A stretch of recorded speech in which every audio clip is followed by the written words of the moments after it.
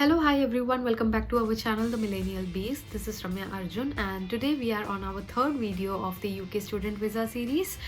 I'll be talking about some of the important documents that are required for filing your visa application. So without delay, let's get into the video. And yes, if you haven't watched our previous two videos, please go and watch it now. Also, do not forget to hit the subscribe button.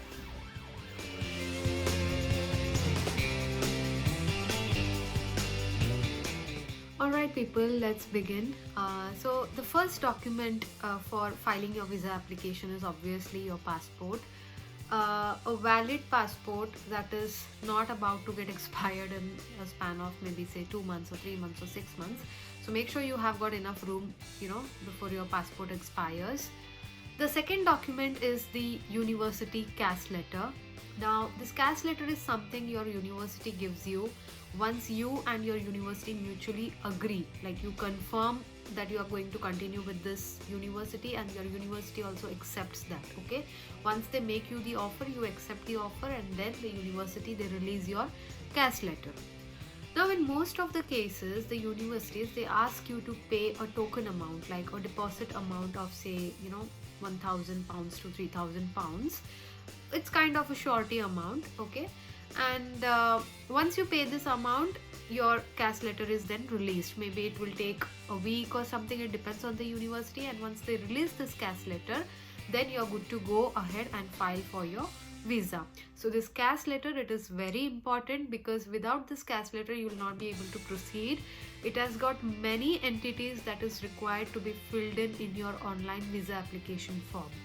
So very important letter. Okay, the next document that is required for your visa application is your bank statements. Now, these bank statements, they stand as proof of fund. It states that you have enough fund to support yourself when you are, staying in the UK.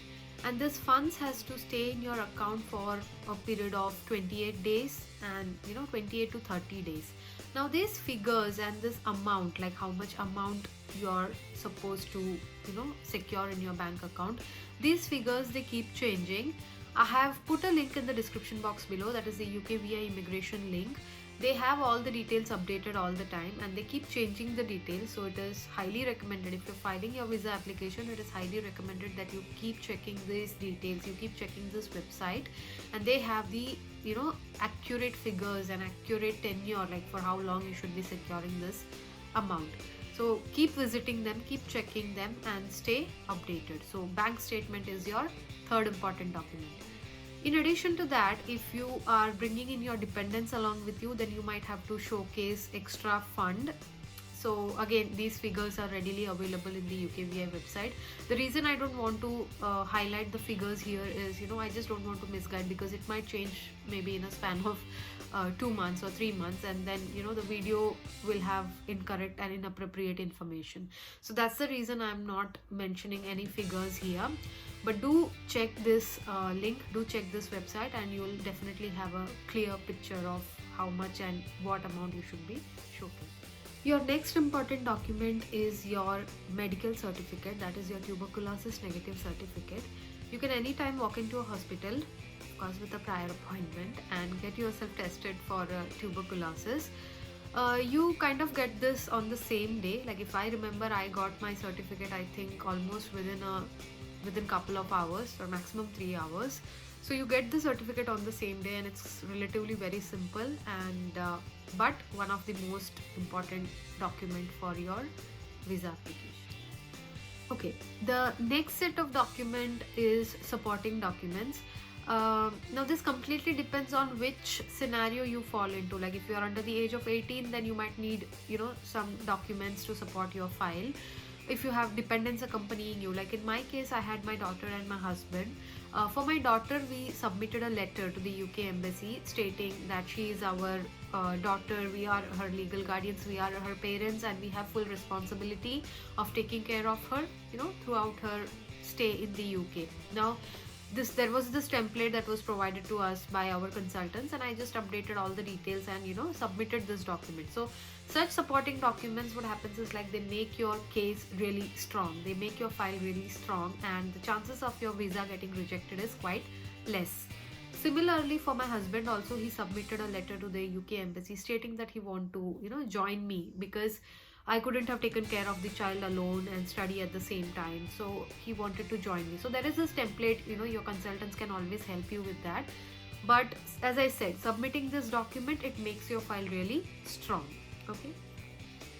Also, your supporting documents include your marriage certificate, your birth certificate, because as I said, like if you have your dependents, your spouse joining you, then it's always recommended that you submit your marriage certificate. If you're using your parents' money to showcase your fund, in that case it is always recommended you kind of show a birth certificate is required, and along with that a consent letter from your parents stating that okay, my son or my daughter, they can utilize the money. And all this money, when it comes to the proof of fund, the money that you're showcasing has to be liquid. Okay, it cannot be any form of fixed deposit or any form of property or anything. You have to show liquid amount which can be withdrawn at the time of need. Okay, you can't show any kind of as I said, some deposits or anything. That's not allowed. Your consultants will definitely help you with that. And also, like if you're not going through the consultant path, if you are filing it on your own, then definitely go through the UKVI immigration website. The link, as I said, is in the description box below. They have clearly mentioned what all documents are accepted and what all are not accepted. Okay. Alright, so this was a quick glimpse of all the important documents that are required for filing your student visa application. It depends from one person to another on how complicated your file is or how complicated your whole case is. You might be asked for more documents.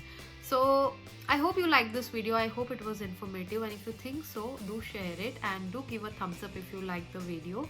Do not forget to subscribe to our channel, and I'll see you on my next video. Till then, this is Ramya Arjun signing off.